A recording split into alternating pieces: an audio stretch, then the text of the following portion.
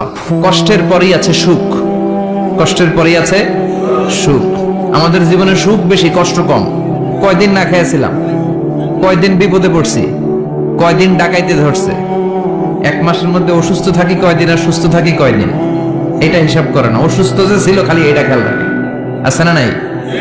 তার মানে ইন্না মাআল উসরি ইউসরা, দুঃখের পরে আছে সুখ, মোটিভেশন। প্রাণটা আবার উদ্বেলিত হয়ে ওঠে, তাই তো আসলে তো দুঃখের পরে সুখ। এজন্য কষ্ট যখন পাবেন, অসুস্থ যখন হবেন, ওইখানেও আনন্দ করবেন, কারণ সামনে আরাম আসতেছে। সুবহানাল্লাহ পড়েন। মুমিনের হারাবার কিছু নাই, দুঃখ পাওয়ার কিছু নাই। মুমিন অসুস্থ হলে অসুস্থতার মাধ্যমে, তার রোগের মাধ্যমে তার গুনাহ ঝরে যায়, সে আল্লাহর কাছে প্রিয় হয়ে ওঠে। তা আমাদেরকে কেউ হারাইতে পারে? কথা বলেন, আমাদের কেউ ভয় দেখাইতে পারে? মোটিভেশনাল সূরা, সূরাতুল ইনশিরাহ আর সূরাতুদ দুহা। এখানে অনেক হিউজ মোটিভেশন আছে। যারা হতাশ, যাদের জীবন ভাল লাগে না, মরে যেতে মনে চায়, গার্লফ্রেন্ড গালি দিছে, আছে না নাই? আবার বয়ফ্রেন্ড গার্লফ্রেন্ডে গালি দিছে, এ ওড়না পেঁচায়া ফ্যানের মধ্যে ঝুলে আত্মহত্যা করে। কত বড় পাগল, তুই মরলি কেন? গালি দিছে তো কি হয়েছে? হ্যাঁ, বুঝতে চায় না, হতাশ হয়ে যায়। আর বয়স কম তো, ইচড়ে পাকা, অল্পতে কাবু হয়ে যায়। এই সূরাগুলো পড়ে না। এখানে আশার বাণী আছে। আজকে আমি জানি কথা শোনাবো আপনাদেরকে, শুরুতে আগে সংক্ষেপে বলে দিই। এই সূরার মূল কথা হচ্ছে, মানে সেন্ট্রাল থিম বা সাবজেক্ট ম্যাটার সূরাতুদ দুহার কেন্দ্রীয় আলোচ্য বিষয় হচ্ছে নিরাশ হবেন না, হতাশ হবেন না, হাল ছাড়বেন না, ভরসা রাখবেন কার উপর? হতাশ হওয়া যাবে না, নিরাশ হওয়া যাবে না, হাল ছাড়া যাবে না, ভরসা রাখতে হবে একজনের উপর। চিৎকার করে বলেন, তিনি কে? হতাশ যারা, ফ্রাস্ট্রেটেড আপসেট পিপল, তাদের জন্য, হতাশ ব্যক্তিদের জন্য এই সূরাটা একটা আলোক বর্তিকা, একটা আলোর মশাল। এই সূরাটা পড়লেই হতাশ ব্যক্তিরা মনে শান্তি পায়, আশা ফিরে পায়, দিক ফিরে পায়, ঠিক কিনা? এই সূরাটা নাজিল হওয়ার একটা ব্যাকগ্রাউন্ড আছে, শুনবেন। বিষ্ণু ঈসা ইসলামের কাছে যখন ওহী নাজিল হতে শুরু করলো, বিষ্ণু ঈসা ইসলাম ওহীর কথাগুলো পৌঁছে দিতে লাগলেন। যাই নাজিল হতো বিষ্ণুনবী পৌঁছে দিতেন, বিশ্বনবী সাহাবাদের কাছে শেয়ার করে দিতেন। যেটাই নাজিল হতো তিনি পৌঁছে দিতেন, যেটাই, কারণ আল্লাহর আদেশ, ইয়া আইয়ুহার রাসূল বাল্লিগ মা উনজিলা ইলাইক, ও নবী আপনার কাছে আমি ওহী থেকে যা নাজিল করি সব পৌঁছে দেন, একটাও গোপন করা যাবে? আল্লাহর কাছ থেকে বিশ্বনবী যে সমস্ত মেসেজ, ইনফরমেশন, তথ্য, রেভেলেশন ওহী পেয়েছে, একটাও কি বিশ্বনবী গোপন করেছে? সব প্রকাশ করে গিয়েছে, সব শেয়ার করে গিয়েছে। বিশ্বনবী শেয়ার করতে লাগলেন। সকালে যা নাজিল হয় শেয়ার করেন, দুপুরে নাজিল হয় শেয়ার করেন, রাতে নাজিল হয় শেয়ার করেন, শেয়ার করতে লাগলেন। কিন্তু কি অবাক করা কাণ্ড, হঠাৎ করে এই ওহী আসার ধারাবাহিকতা আল্লাহ বন্ধ করে দিলেন। ওহী আর আসে না, আকাশ থেকে নতুন তথ্য আর নামে না। ঘটনা কি? ওহী আসে না কেন? তথ্য আসে না কেন? জিব্রাইল আসে না কেন? কোন বর্ণনা এসেছে 15 দিন, কোন বর্ণনায় 1 মাস, 3 মাস, এমনকি 6 মাস পর্যন্ত বর্ণনা পাওয়া যায় যে বিশ্বনবীর কাছে 6 মাস ওহী আসে নাই। বিশ্বনবী তো অবাক, ঘটনা কি? ওহী নামে না কেন? আর ওহী না আসলে তো বিশ্বনবী শেয়ার করতে পারে না। এতদিন যা আসতো বলে বেড়াতো, এখন আসেও না, বলতেও পারে না। কাফির মুশরিকরা বিশ্বনবীর গালি দিতে শুরু করলো, মুহাম্মদের রব মুহাম্মদরে ভুইলা গেছে, মুহাম্মদের আল্লাহ মুহাম্মদরে ছেড়ে দিয়েছে। বিশ্বনবীর চাচি আবু লাহাবের স্ত্রী উম্মে জামিল বলতে শুরু করলো, কি মুহাম্মদ, তোমার শয়তানটা তোমার কাছে আসে না? না, শয়তান দ্বারা তিনি জিব্রাইলকে বুঝিয়েছেন যে তোমার জিব্রাইল তোমার কাছে আসে না। এভাবে সবাই গালমন্দ করতে শুরু করলো যে মুহাম্মদের আল্লাহ মুহাম্মদকে ভুলে গিয়েছে। বিষ্ণু ঈসা ইসলাম নিজেও হতাশ হয়ে গেলেন। কি রে, ওহী আসে না কেন? আমার কোনো ভুল হচ্ছে না তো? আমার কোনো অপরাধ হয়ে গেল না তো? আল্লাহ কি আমার উপর অসন্তুষ্ট হয়েছেন? আল্লাহ কি আসলেই আমারে ভুলে গেছেন? আল্লাহ কি আমাকে ত্যাগ করেছেন? তিনি কি আমার উপর রেগে আছেন? আমরাও মাঝে মাঝে এরকম হতাশ হয়ে পড়ি। এরকম হতাশ লোক আছে না নাই? কিরে, আমার দোয়া কবুল হয় না কেন? আল্লাহ আমার ডাকে সাড়া দেয় না কেন? আমার জীবনে এত দুঃখ কেন? আমার জীবনে তো ভালো কিছু হয় না, খালি সব কষ্ট আমার কেন? এরকম আছে না নাই? এরকম হতাশদের জন্য এই সূরাটা একটা আলোকবর্তিকা, মোটিভেশনাল সূরা। আলহামদুলিল্লাহ পড়েন। বিশ্বনবীকে আল্লাহ আশ্বস্ত করলেন, আর এই সূরাটা নাজিল করলেন, আর বললেন ওয়াদ-দুহা, ওয়াদ-দুহা। দুহা মানে আলো, দুহা মানে আলো, প্রভাতের সূর্য কিরণের শপথ। Look up, the sunlight, it's a very beautiful day out there.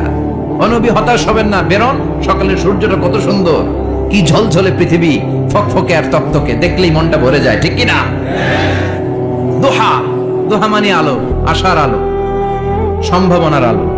আমাদের জীবনে আলোর দরকার আছে না নাই? আলো না থাকলে আমরা বাঁচতে পারবো? আলো লাগে বড় ভালো। এই আজকে আলো না থাকলে আমার দেখা যাইতো? এজন্য কোরআনকে আল্লাহ আলো বলেছেন। কোরআনকে কি বলেছে?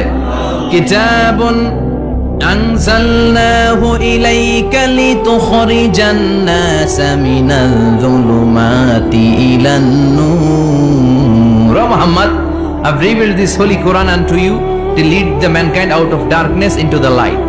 অন্ধকার থেকে লাইট, লাইট মানে কি? আলো, আলোর দিকে নেওয়ার জন্য এই কোরআন পাঠিয়েছি। আবার বিশ্বনবীকেও আল্লাহ নূর, নূরের সাথে তুলনা করেছেন।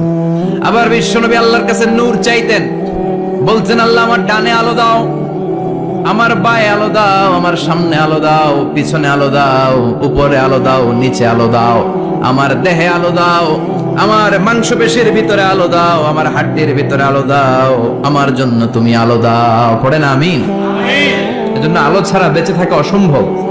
আল্লাহ তাআলা আলোর নামে সূরা দিলেন, সূরাতুদ দুহা, প্রভাতের আলো, প্রভাতের সূর্য কিরণের শপথ, আলোর শপথ। সুবহানাল্লাহ পড়েন।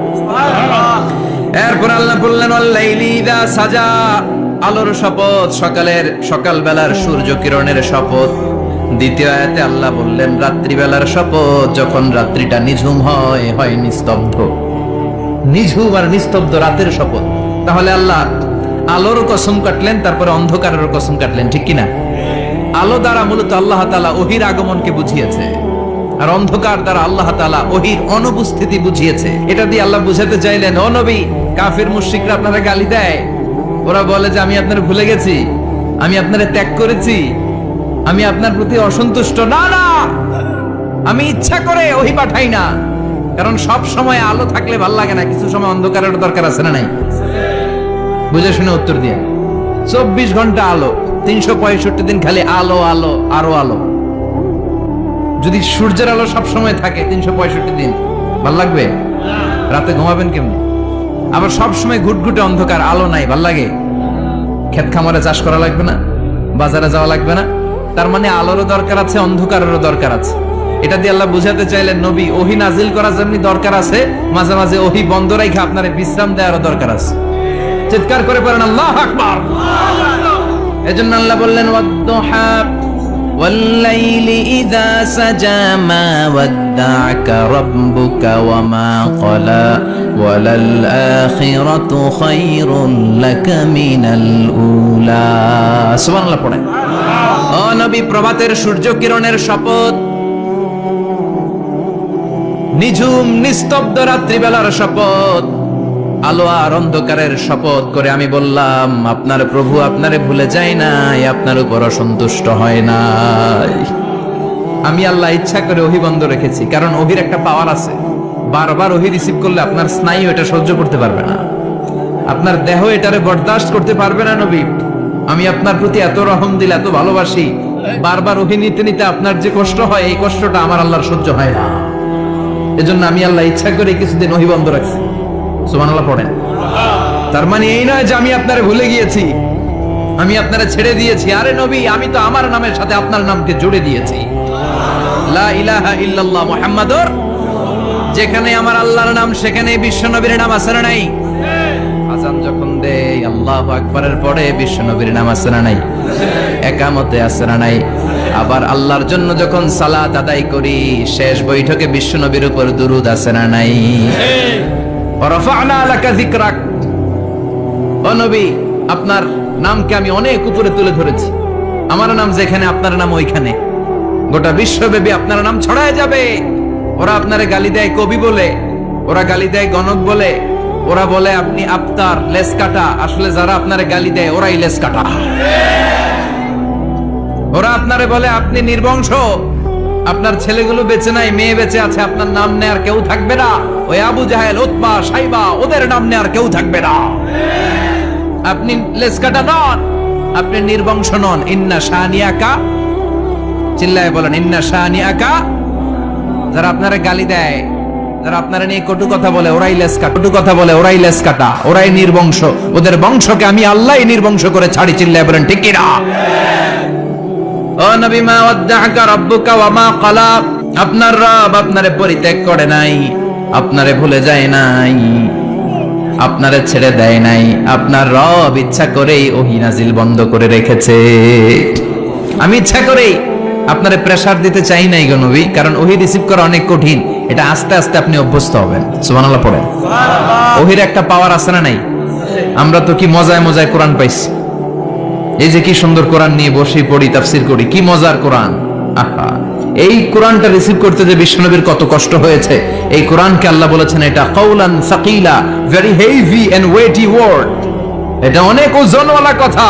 ইন্না সানুলকি আলাইকা কাউলান, এটার অনেক ওজন। এই কোরআনটা যদি পাহাড়ের উপরে নাজিল করা হতো, পাহাড়গুলো দুমড়ে মুচড়ে ভেঙে টুকরো টুকরো হয়ে খান খান হয়ে যেত।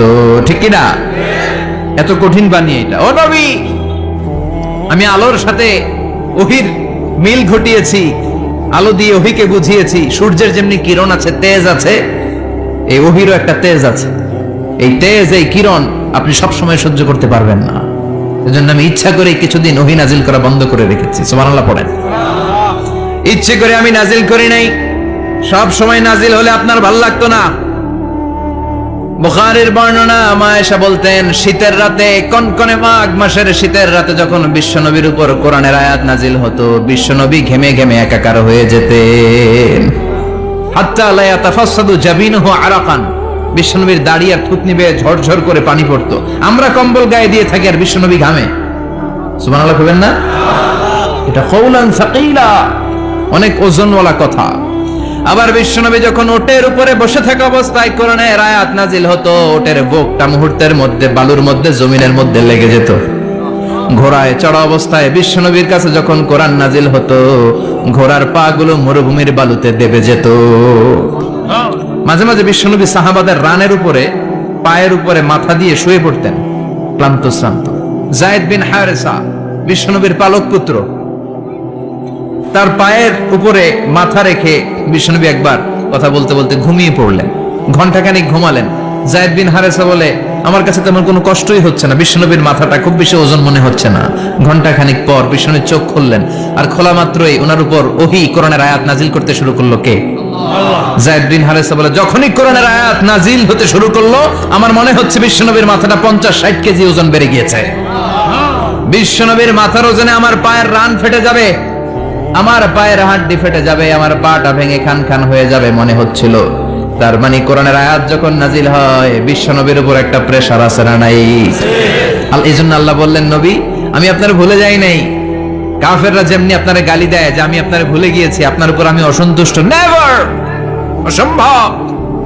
আমি আপনার উপর কখনো অসন্তুষ্ট নই, বরং আমি ইচ্ছা করি আপনার উপর থেকে প্রেসার কমিয়ে দেওয়ার জন্য কয়েকদিন ইচ্ছা করে আপনারে ছুটিতে রাখছি।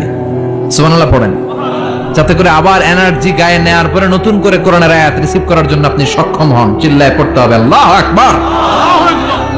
এজন্য আল্লাহ বললেন, ওয়াদ-দুহা ওয়াল-লাইলি ইযা সাজা মা ওয়াদ্দা'আকা রাব্বুকা ওয়া মা ক্বালা ওয়ালাল আখিরাতু খায়রুন লাকা মিনাল উলা।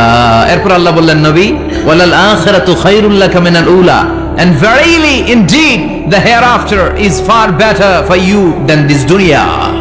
এই দুনিয়ার চেয়ে আপনার জন্য আখিরাতটা অনেক দামি। খায়রুল লাকা মিনাল উলা, এই দুনিয়ার চেয়ে আখিরাতটা অনেক শ্রেষ্ঠ। এতে আল্লাহ বললেন দুনিয়ার চেয়ে আখিরাত শ্রেষ্ঠ, আর এক আয়াতে আল্লাহ বললেন দুনিয়ার চেয়ে আখিরাত হলো স্থায়ী। ঠিক কি না?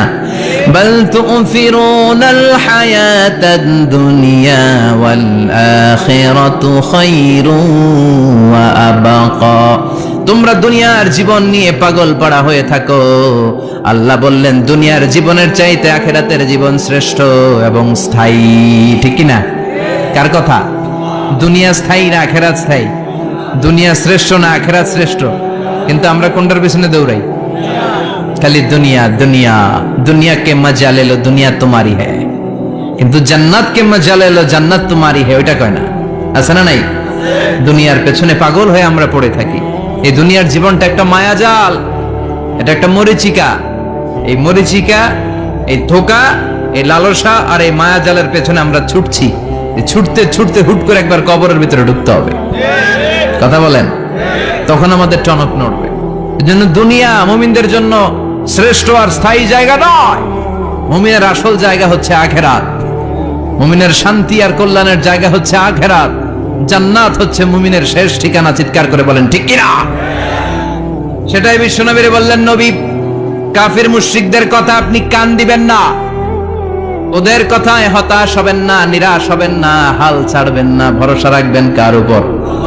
কারণ ওয়ালাল আখিরাতু খায়রুন লাকা মিনাল উলা, এই দুনিয়ার জীবন ক্ষণস্থায়ী জীবন, চিরকালীন জীবন হলো আখিরাত। নবীরে কিভাবে আশ্বাস দিতেছে দেখছেন, অ্যাসিউরেন্স করতেছে, কনফার্মেশন। এই সূরাটা যে শান্তির সূরা, মোটিভেশনের সূরা, অনুপ্রেরণার সূরা, ইন্সপাইরেশন যে জায়গায়, প্রতিটা আয়াতে আপনি ইন্সপাইরেশন পাবেন। তো প্রতিটা আয়াতে আপনি উজ্জীবিত হবেন, সজীব হবেন, এনথিউজিয়াস্টিক এন্ড এনার্জেটিক হবেন, আপনি এনার্জি ফিরে পাবেন। আলহামদুলিল্লাহ পড়েন। এরপর বিশ্বনবীর আরো খুশি করার জন্য আল্লাহ বললেন, ওয়ালা সাউফা ইউতিকা রাব্বুকা ফাতারদা, ও নবী অচিরে এমন এমন জিনিস আমি আপনারে দান করব, এগুলো পেয়ে আপনি খুশি হয়ে যাবেন। কে বলে? কারে বলে? শুনতেছেন? বুঝতেছেন? কষ্ট হচ্ছে না তো? ওয়ালা সাউফা ইউতিকা রাব্বুকা ফাতারদা, অচিরে এমন এমন জিনিস আমি আল্লাহ আপনারে দান করব। ওরা আপনারে গালি দেয়, ওদের কথা আপনার মন খারাপ, আপনি হতাশ, ভয় পাবেন না নবী, হতাশ হবেন না, নিরাশ হবেন না, আমার উপর ভরসা রাখেন না। এমন এমন জিনিস আমি আপনারে দেব, ফাতারদা, ওগুলো পেয়ে আপনি খুশি হয়ে যাবেন। সুবহানাল্লাহ পড়ে। আল্লাহর কাজই হলো বিশ্বনবীরে খুশি রাখা। Verily I'm gonna give you something that will make you happy, এমন জিনিস আপনারা দিব নবী, আপনি খুশি হয়ে যাবেন। আল্লাহর কাজই হচ্ছে বিশ্বনবীর খুশি রাখা। যেখানে বিশ্বনবীর মন খারাপ, ওইখানে বিশ্বনবীর আল্লাহ আছে না নাই? বিশ্বনবীর উপাধি দিয়েছেন আল্লাহ হাবিবুল্লাহ। কি দিয়েছে? আর সাইয়েদনা ইব্রাহিমের উপাধি খলিলুল্লাহ। দুইজনই আল্লাহর প্রিয়, দুইজনই উলুল আজমি মিনার রাসূল। কিন্তু খলিল মানেও বন্ধু, হাবিব মানেও বন্ধু। খলিল মানে এমন বন্ধু যেই বন্ধু আল্লাহরে খুশি করার জন্য কাজ করে, আর হাবিব মানে এমন বন্ধু যেই বন্ধুরে খুশি রাখার জন্য আল্লাহ নিজেই কাজ করে। কি শান, কি মান এই নবীর, আর ওই নবীরে গালি দেয়। এগুলো জাহান্নামের নরকীট আর পিতৃ পরিচয়হীন জারদ সন্তান। As a father, as a teacher, as a commander, as a lawgiver, as a lawmaker, as a reformer of the society, Muhammad is the superman of the world. Superman, মানে অসাধারণ ব্যক্তিত্ব, আনপ্যারালাল পার্সোনালিটি। ওনার জীবনী নিয়ে পড়া শুরু করলে এটা শেষ হয় না। বিয়ন্ডলেস, বাউন্ডলেস, বটমলেস, এটা তলাবিহীন সাগর। বিশ্বনবীর জীবনী একটা সাগর, কিন্তু সাগরের কি নাই? সুবহানাল্লাহ কইবেন না? এই বিশ্বনবীর খুশি রাখা কার কাজ? যেখানে বিশ্বনবী হতাশ, যেখানে বিশ্বনবীর মন খারাপ, বিশ্বনবীর মন ভালো করে দেয় কে?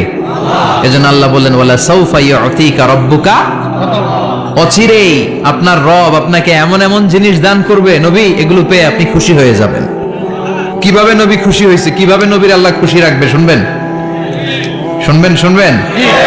দেখেন, খেয়াল করে বুঝতে হবে কিভাবে আল্লাহ তাআলা বিশ্বনবীকে খুশি করেন। দেখেন, বিশ্বনবীর প্রথম কোথায় খুশি করলেন? বিশ্বনবী মক্কার জমিনে দাওয়াতি কাজ যখন শুরু করলেন, তিনি দেখলেন বিশ্বনবী খুব ভালো অ্যানালাইসিস করতে পারতেন। তিনি মক্কার সোসাইটিটাকে, সমাজটাকে বিশ্লেষণ করে, অ্যানালাইজ করে উনি দেখলেন যে এই মক্কায় দাওয়াতি কাজের একটা শক্ত অবস্থান নিতে হলে দুইজন লোকের একজন আমার চাই। সুবহানাল্লাহ পড়েন। কি বিশ্লেষণ শক্তি, কি চিন্তা শক্তি! উনি ঘেটে ফেললেন, উনি বুঝে ফেললেন সবাইকে দেখে যে দুইজনের একজন আমার সাথে না থাকলে আমার দাওয়াতি কাজ চালানো কষ্ট হয়ে যাবে। এজন্য গভীর রাতে তাহাজ্জুদের নামাজ শেষে আল্লাহর কাছে কেঁদে কেঁদে বিশ্বনবী দোয়া করে, আল্লাহুম্মা আইজ্জাল ইসলাম বি আহাব্বির রাজুলাইনি ইলাইক, আল্লাহ দুইজন লোকের যেই লোকটারে তোমার দরবারে মকবুল মনে হয়, ভালো লাগে, পছন্দ হয়, তাদের একজনকে ইসলামের ভেতরে ঢুকিয়ে দিয়ে ইসলামকে তুমি বিজয় দান করে দাও। ও আল্লাহ, দুইজনের একজনকে আমার চাই। একজন হলো আবি জাহাল ইবনে হিশাম, হিশামের বেটা আবু জাহাল, আও উমর ইবনুল খাত্তাব অথবা খাত্তাব